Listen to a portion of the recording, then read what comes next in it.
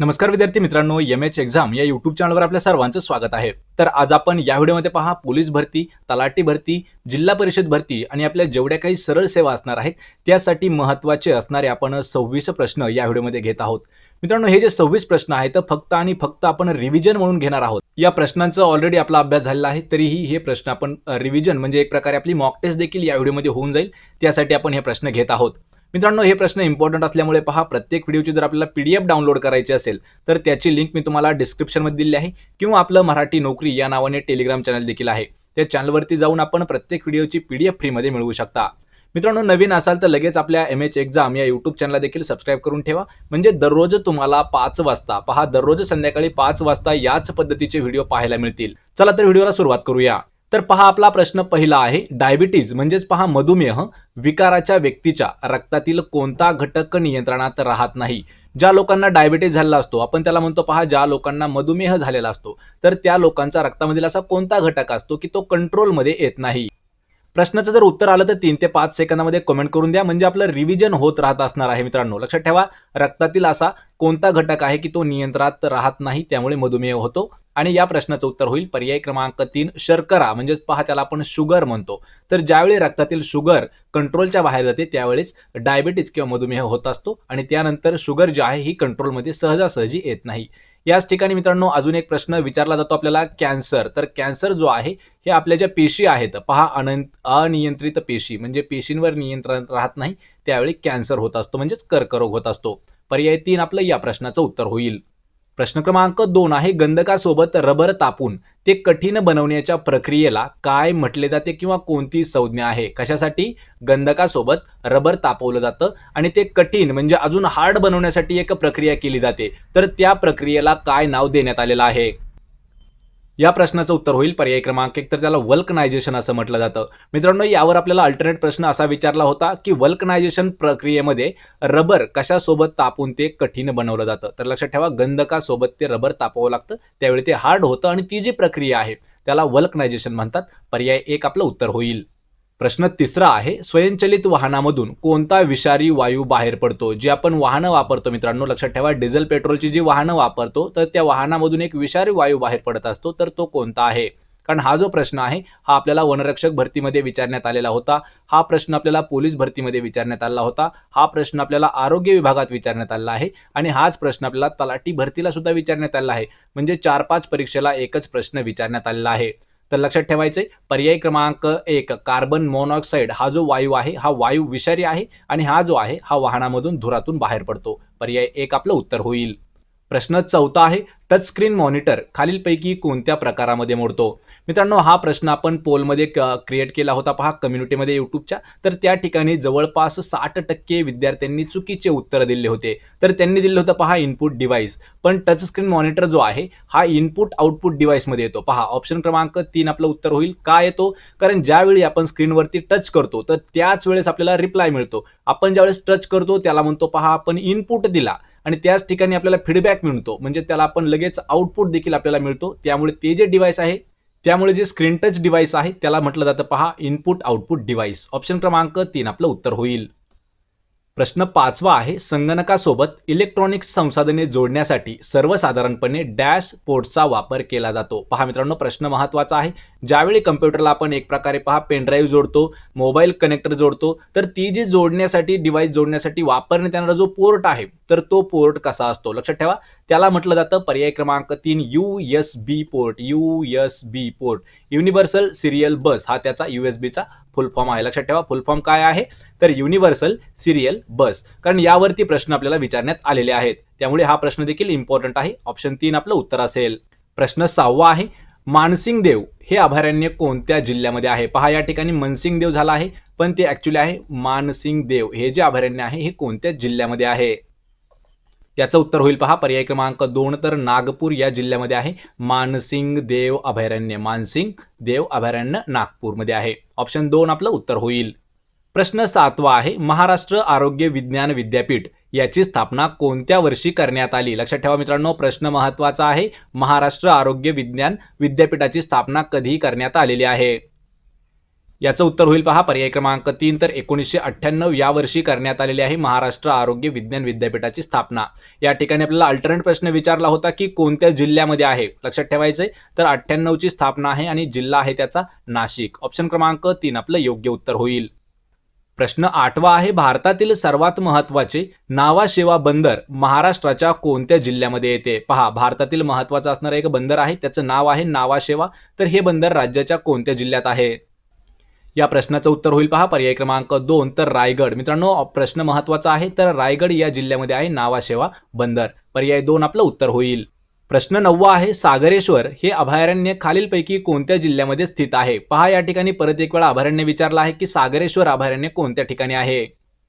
आणि या प्रश्नाचं उत्तर होईल पहा पर्याय क्रमांक 4. तर सांगली. मित्रांनो, प्रश्न महत्त्वाचा आहे. सांगली या शहरामध्ये किंवा सांगली या जिल्ह्यामध्ये आहे सागरेश्वर अभयारण्य. ऑप्शन क्रमांक 4 आपलं उत्तर होईल. प्रश्न क्रमांक 10 आहे महाराष्ट्रातील कोणत्या शहराला सरोवरांचे शहर म्हणून ओळखले जाते. पहा, सरोवरांचे शहर या ठिकाणी एक प्रकारे आपण याला टोपण नाव म्हणू शकतो. पहा, शहराला दिलेलं टोपण नाव आहे. या ठिकाणी अजून असे काही शहर आहेत त्याचा देखील आपण उल्लेख करणार आहोत. तर सरोवरांचे शहर हे जे आहे पर्याय क्रमांक 3 ठाणे या जिल्ह्याला म्हटलं जातं. या ठिकाणी लक्षात ठेवायचे ठाण्यावरून अजून एक प्रश्न विचारला जातो की 52 दरवाजाचे शहर, 52 दरवाजाचे शहर त्याला काय म्हटलं जातं. पहा, औरंगाबाद शहर त्याचं टोपण नाव आहे 52 दरवाजाचं शहर. प्रश्न क्रमांक 11 आहे कोणते शहर वाईन कॅपिटल ऑफ इंडिया या नावाने ओळखले जाते. पहा, परत एक वेळा या ठिकाणी टोपण नाव विचारलं आहे वाईन कॅपिटल ऑफ इंडिया. हे जे आहे हे पर्याय क्रमांक 1. तर नाशिक या शहराला ओळखले जातं wine capital of India. Option क्रमांक 1 आपलं उत्तर होईल. प्रश्न क्रमांक 12 आहे भारतातील पहिली जनगणना खालीलपैकी कोणत्या वर्षी करण्यात आली होती. पहा, आपल्या देशातील पहिली जनगणना कधी झाली होती. आणि याचं उत्तर होईल पर्याय क्रमांक 4. तर 1872 या साली झालेली आहे पहिली जनगणना देशामध्ये. आणि जनगणना जी आहे दर 10 वर्षानंतर घेतली जाते. आपली जी शेवटची जनगणना आहे पहा 2011 या वर्षी झालेली आहे, कारण कोविडमुळे 2021 मधील जी जनगणना आहे ही पुढे लोटली गेली आहे. लक्षात ठेवायचे, दर 10 वर्षांनी घेतली जाते जनगणना आणि पहिली झाली आहे 1872 मध्ये. ऑप्शन 4 आपलं उत्तर असेल. प्रश्न 13वा आहे बिहू हे लोकनृत्य कोणत्या राज्याशी संबंधित आहे. पहा, बिहू लोकनृत्य. मित्रांनो, आपल्याला महत्त्वाचे प्रश्न विचारले जातात लोकनृत्य आणि लोकनृत्याशी संबंधित असणारं राज्य. तर यावर आपण डीपमध्ये एक व्हिडिओ लवकरच घेऊ, त्याची लिंक मी तुम्हाला लवकर डिस्क्रिप्शन देऊन टाकीन. तर ऑप्शन क्रमांक 4 आपलं योग्य उत्तर असणार आहे. पहा, आसाम या राज्याशी संबंधित आहे बिहू लोकनृत्य. पर्याय 4 आपलं उत्तर होईल. प्रश्न 14 आहे महात्मा गांधींच्या हत्या प्रकरणामध्ये नथुराम गोडसेसह डॅश या आरोपीला सुद्धा फाशीची शिक्षा झाली होती. पहा मित्रांनो, प्रश्न महत्त्वाचा आहे. ज्यावेळी महात्मा गांधीजींची हत्या केली होती नथुराम गोडसे यांनी, तर नथुराम गोडसे सोबत अजून एक त्यांचा साथी होता, तर त्याला सुद्धा फाशीची शिक्षा दिली होती. तो कोण होता. आणि या प्रश्नाचं उत्तर होईल पर्याय क्रमांक 1. तर विनायक आपटे जे आहेत हे देखील नथुराम गोडसे सोबत होते आणि या दोघांनी मिळून जवळपास महात्मा गांधीजींची हत्या केली होती. पर्याय 1 आपलं उत्तर होईल. प्रश्न 15 आहे भारतीय राष्ट्रीय काँग्रेसचे 1907 मध्ये सुरत या ठिकाणी झालेलं अधिवेशन प्रथम कोणत्या ठिकाणी होणार होतं. पहा, प्रश्न हा भरपूर महत्त्वाचा आहे. तर राष्ट्रीय काँग्रेस, भारतीय राष्ट्रीय काँग्रेसचं 1907 ला जे अधिवेशन सुरत या ठिकाणी झालं, तर ते सुरतला होण्याच्या आधी ते कोणत्या ठिकाणी होणार होतं. तर या प्रश्नाचं उत्तर होईल पर्याय क्रमांक 1. तर नागपूर या ठिकाणी होणार होतं. लक्षात ठेवायचं मित्रांनो, प्रश्न हा महत्त्वाचा आहे. तर नागपूर या ठिकाणी 1907 ला भारतीय राष्ट्रीय काँग्रेसचं जे अधिवेशन आहे ते होणार होतं, पण त्या ठिकाणाहून ते हलवून सुरत या ठिकाणी ते करण्यात आलेलं होतं. पर्याय 1 आपलं उत्तर असणार आहे नागपूर. प्रश्न 16 आहे भारताला स्वातंत्र्य मिळाले तेव्हा महात्मा गांधी कोणत्या राज्यामध्ये होते. यावर 2 प्रश्न तयार होतात. भारताला स्वातंत्र्य कधी मिळालं. लक्षात ठेवा, 15 ऑगस्ट 1947 रोजी भारताला स्वातंत्र्य मिळालं. आणि ज्या दिवशी भारताला स्वातंत्र्य मिळालं महात्मा गांधी त्या वर्षी कोणत्या राज्यात होते. पर्याय क्रमांक 4. तर पश्चिम बंगाल. पहा, पश्चिम बंगाल या राज्यामध्ये होते त्यावेळेस महात्मा गांधी. पर्याय 4 आपलं उत्तर होईल. प्रश्न 17 आहे खालीलपैकी कोणत्या लढाईने इंग्रजी सत्तेचा पाया बंगालमध्ये रोवला गेला, किंवा खालीलपैकी अशी कोणती लढाई आहे की त्या लढाईद्वारे इंग्रज जे आहेत हे बंगालमध्ये स्थिर झाले. आणि या प्रश्नाचं उत्तर होईल पहा पर्याय क्रमांक 2. तर जी प्लासीची लढाई होते. पहा मित्रांनो, या ठिकाणी आपल्याला ऑप्शन क्रमांक दिलेले नाहीत, पण आपण समजून घ्या. पर्याय क्रमांक 2 आपलं योग्य उत्तर होईल. तर प्लासीच्या लढाईमुळे इंग्रजी सत्तेचा जो पाया आहे हा बंगालमध्ये रोवला गेला होता. पर्याय 2 उत्तर असेल. प्रश्न 18 आहे, अल हिलाल हे वर्तमानपत्र खालीलपैकी कोणी सुरू केलं होतं? पहा, या वर्तमानपत्राचं नाव आहे अल हिलाल. हे कोणी सुरू केलं होतं? या प्रश्नाचं उत्तर होईल पर्याय क्रमांक 1 तर मौलाना आझाद यांनी सुरू केलेलं वर्तमानपत्र आहे पहा अल हिलाल. या ठिकाणी आपण हा प्रश्न जो आहे हा कम्युनिटीमध्ये पोस्ट केला होता. त्या ठिकाणी भरपूर विद्यार्थ्यांनी बॅरिस्टर जींना दिलं होतं. लक्षात ठेवा, बॅरिस्टर जींना हे चुकीचं उत्तर आहे. तर मौलाना आझादनी सुरू केलेलं आहे अल हिलाल वर्तमानपत्र. ऑप्शन 1 आपलं उत्तर होईल. प्रश्न 19 आहे, महानगरपालिका आयुक्तांना केव्हाही परत बोलवण्याचा अधिकार हा डॅशकडे असतो किंवा अधिकार. लक्षात ठेवा, या ठिकाणी अधिकारी झाला आहे. तर महाराष्ट्र ज्या महानगरपालिका आयुक्त आहेत त्यांना कधीही परत बोलवण्याचा अधिकार जो आहे हा पर्याय क्रमांक 4 राज्य शासनाकडे असतो. ऑप्शन 4 आपलं उत्तर होईल. प्रश्न 20 आहे, औरंगाबाद हे शहर डॅश दरवाजांचे शहर म्हणून ओळखले जाते. मित्रांनो, आपण पाठीमागच याचं एक्सप्लेनेशन घेतलं आहे, त्यामुळे आपण डायरेक्ट उत्तर पाहूया. तर पर्याय क्रमांक 2 52 दरवाजे. लक्षात ठेवा, औरंगाबाद हे जे शहर आहे हे 52 दरवाजेचे शहर म्हणून ओळखले जाते. ऑप्शन 2 आपलं उत्तर असेल. प्रश्न 21 आहे, खालीलपैकी कोणत्या संस्थेने नुकतेच फास्टर या नावाचे एक सॉफ्टवेअर लॉन्च केले आहे? मित्रांनो, या व्हिडिओमध्ये 21 ते 25 हे जे 5 प्रश्न असणार आहेत हे टोटल आपण करंट अफेअर्स 2022 वर आधारित घेतलेले आहेत. तर पहा, या ठिकाणी खालीलपैकी कोणत्या संस्थेने फास्टर या नावाचं एक ऍप्लिकेशन किंवा एक सॉफ्टवेअर जे आहे हे सुरू केलं आहे? तर या प्रश्नाचं उत्तर होईल पर्याय क्रमांक 3 तर सर्वोच्च न्यायालय. लक्षात ठेवा, सर्वोच्च न्यायालयाने फास्टर या नावाचं एक ऍप्लिकेशन म्हणजे सॉफ्टवेअर जे आहे हे लॉन्च केलेलं आहे. पर्याय 3 आपलं उत्तर होईल सर्वोच्च न्यायालय.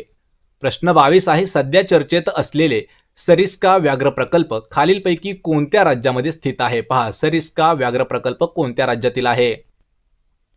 आणि या प्रश्नाचं उत्तर होईल पर्याय क्रमांक 2 तर राजस्थान. लक्षात ठेवा मित्रांनो, राजस्थान या राज्यामध्ये आहे सरिस्का व्याघ्र प्रकल्प. ऑप्शन क्रमांक 2 आपलं उत्तर होईल. प्रश्न क्रमांक 23 आहे, खालीलपैकी कोणता दिवस दरवर्षी जागतिक आत्मकेंद्रितपणा जागरूकता दिन म्हणून साजरा केला जातो? मित्रांनो, प्रश्न हा देखील महत्त्वाचा आहे. पहा, जागतिक आत्मकेंद्रितपणा जागरूकता दिन म्हणून कधी साजरा केला जातो? याचं उत्तर होईल पर्याय क्रमांक 1 तर 2 एप्रिल. पहा, 2 एप्रिल हा जो दिवस आहे हा जागतिक आत्मकेंद्रितपणा जागरूक दिन म्हणून साजरा करतात. ऑप्शन 1 आपलं उत्तर होईल. प्रश्न 24 आहे, आरबीआय म्हणजेच भारतीय रिझर्व्ह बँक ऑफ इंडिया याची जी स्थापना आहे ही कोणत्या वर्षी झाली? या ठिकाणी आपण पूर्ण तारीख देखील घेतलेली आहे. कधी कधी फक्त आपल्याला वर्ष विचारलं जातं आणि या प्रश्नाचं उत्तर होईल पर्याय क्रमांक 1 तर 1 एप्रिल 1935. वर्ष जर विचारलं तर फक्त 1935 सांगायचं आहे मित्रांनो. 1 एप्रिल 1935 या दिवशी आरबीआयची स्थापना करण्यात आलेली आहे. ऑप्शन क्रमांक 1 आपलं उत्तर होईल. प्रश्न 25 आहे, जागतिक व्यापार संघटनेची 13वी मंत्रिस्तरीय बैठक 2024 मध्ये कोणत्या ठिकाणी आयोजित करण्यात येणार आहे? पहा, कोणती आहे?